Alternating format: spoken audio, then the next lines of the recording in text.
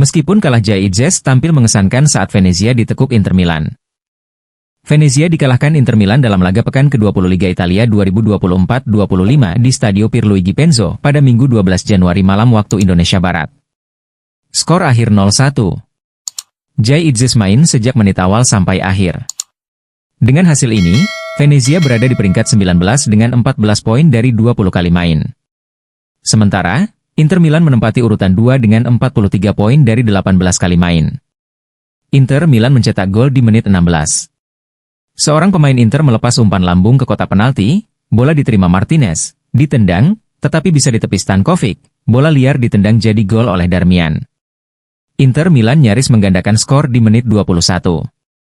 Namun, sepakan Taremi yang menyambar umpan silang masih di atas mistar Venezia. Sepanjang babak pertama, Venezia sangat kesulitan keluar dari tekanan Inter.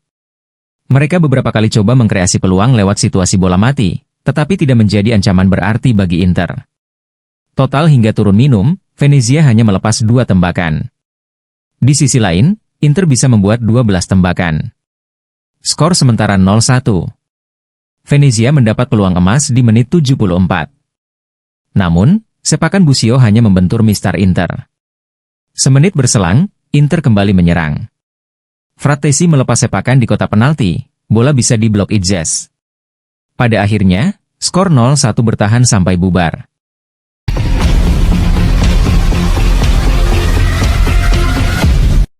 Inter sekarang terbuka untuk diskusi melepas Davide Frattesi di bursa transfer Januari. Di meja para petinggi Inter, dokumen yang membahas masa depan Davide Frattesi kini berada di urutan teratas. Sang gelandang menjadi sorotan utama menyusul rasa ketidakpuasannya yang semakin besar terkait peran dan waktu bermainnya. Kondisi ini bahkan membuat Frattesi meminta untuk dilepas dari klub. Dalam beberapa hari terakhir, manajemen Inter telah memulai diskusi internal untuk mencari solusi, dengan prinsip utama tidak menahan pemain yang sudah tidak bahagia, asalkan semua pihak mendapatkan keuntungan. Dalam waktu dekat, Inter direncanakan akan memulai pembicaraan formal dengan AS Roma. Klub ibu kota tersebut menjadi pilihan utama Frattesi dan sejauh ini telah menunjukkan langkah konkret melalui kontak dengan perwakilannya. Meski belum ada tawaran resmi yang diajukan, diskusi tersebut akan digunakan untuk menjajaki kemungkinan menurunkan tuntutan harga Inter, yang saat ini berada di kisaran 45 juta euro, serta opsi pertukaran pemain sebagai bagian dari kesepakatan. Salah satu opsi yang sedang dipertimbangkan adalah melibatkan Bryan Cristante dalam transfer ini. Nama Cristante menjadi salah satu opsi konkret, kemungkinan dengan status pinjaman yang bisa diperpanjang lebih dari 6 bulan, ditambah kompensasi finansial. Dalam pertemuan mendatang, potensi pertukaran ini akan menjadi agenda utama, meskipun menemukan kesepakatan ideal diperkirakan tidak akan mudah. Bagi Inter, mendatangkan Cristante dapat memberikan fleksibilitas dan pengalaman yang dibutuhkan oleh pelatih Simone Inzaghi untuk menghadapi sisa musim ini. Sementara itu, keputusan terkait pengganti permanen Frattesi dapat ditunda hingga bursa transfer musim panas mendatang. Keputusan akhir akan melibatkan berbagai pertimbangan, termasuk masukan dari Inzaghi yang berharap situasi ini segera diselesaikan.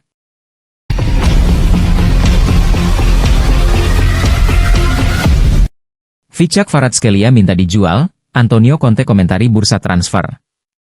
Pelatih Napoli, Antonio Conte, menyebut bursa transfer Januari sebagai periode yang sangat buruk seiring dengan keputusan Vichak Kvaratskhelia untuk meninggalkan klub. I Partenopei melalui periode pertama Serie A musim ini dengan baik, setelah meraih 44 poin dari 19 pertandingan yang membawa mereka memuncaki klasemen sementara.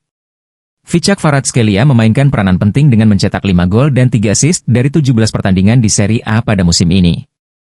Namun, sang penyerang sayap asal Georgia justru meminta untuk dijual pada bursa transfer Januari ini, terlepas dari potensi Napoli meraih gelar Scudetto.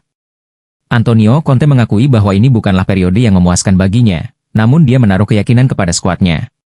Saya sudah pernah mengatakannya, bulan ini sangatlah buruk bagi kami. Banyak pemain yang sudah pergi dan mempertahankan mereka tidak pernah mudah. Kami tidak bisa membiarkan diri kami terdistraksi atas segalanya atau siapapun. Saya punya keyakinan kepada skuad ini, kata Conte kepada Tutto Mercato Web. Michael Folorunsho dan Elia Caprile telah resmi meninggalkan Partenopei dan Conte pun mengucapkan salam perpisahan kepadanya. Saya memanfaatkan kesempatan ini untuk mengucapkan selamat tinggal kepada Caprile dan Folorunsho, yang meminta untuk pergi demi mendapatkan menit bermain, dan kami telah menunjukkan pengganti yang kami rasa adalah yang mampu melaksanakan tugas, katanya. Saya mengharapkan yang terbaik untuk mereka dan berterima kasih kepada mereka atas apa yang telah diberikan.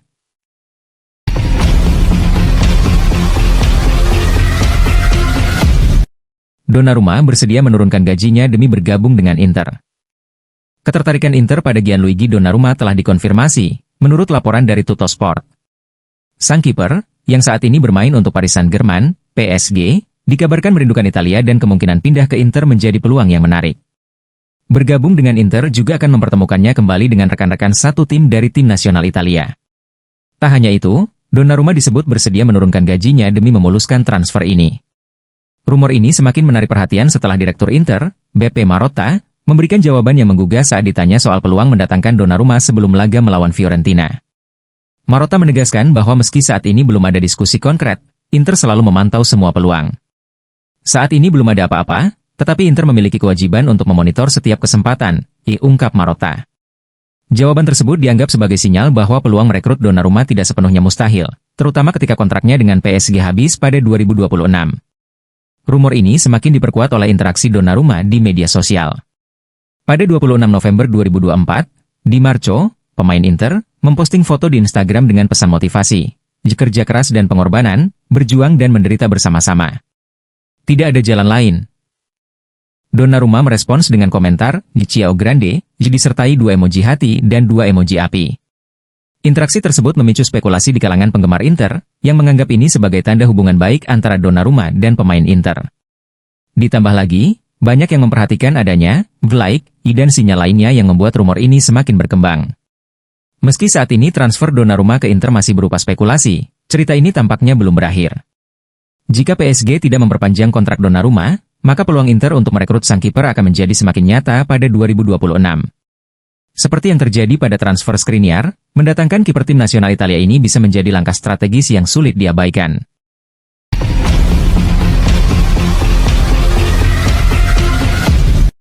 Thiago Motta catatkan awal terburuk Juventus dalam 14 tahun. Juventus asuhan Thiago Motta mengakhiri paruh pertama musim Serie A 2024 hingga 2025 dengan hasil imbang 1-1 melawan rival Kota Torino di Derby della Mole pada Sabtu 11 Januari. Hasil tersebut mencatatkan rekor yang kurang membanggakan bagi Bianconeri, dengan 12 hasil imbang dari 19 pertandingan. Statistik ini menjadikan mereka tim dengan jumlah hasil imbang terbanyak dalam sejarah Serie A pada tahap musim ini. Meski belum terkalahkan musim ini, Juventus di bawah asuhan Thiago Motta menghadapi awal musim terburuk mereka dalam 14 tahun. Dengan hanya 7 kemenangan dari 19 pertandingan, Juventus kini berada di peringkat kelima klasemen sementara dengan 33 poin, terpaut 11 poin dari Napoli yang kokoh di puncak. Rekor poin Juve musim ini juga mengingatkan pada beberapa musim sulit di masa lalu. Sejak 1994-95, Juventus hanya mencatatkan perolehan poin yang lebih rendah pada 3 kesempatan. 27 poin pada 1998-99, 31 poin pada 1995-96, dan 31 poin pada 2010-11. Namun, harapan masih ada bagi Bianconeri untuk merebut tiket Liga Champions. Mereka hanya terpaut 3 poin dari Lazio yang berada di posisi keempat, dengan 1 pertandingan di tangan. Hal ini mengingatkan pada musim 2021-22 ketika Juve asuhan Massimiliano Allegri mengakhiri paruh pertama musim dengan 34 poin dan berhasil finish di posisi keempat untuk lolos ke Liga Champions. Thiago Motta kini menghadapi tantangan besar untuk membalikan keadaan di paruh kedua musim. Perbaikan dalam penyelesaian akhir dan konsistensi performa menjadi kunci jika Juve ingin kembali ke jalur kemenangan dan memastikan tempat mereka di kompetisi Eropa musim depan.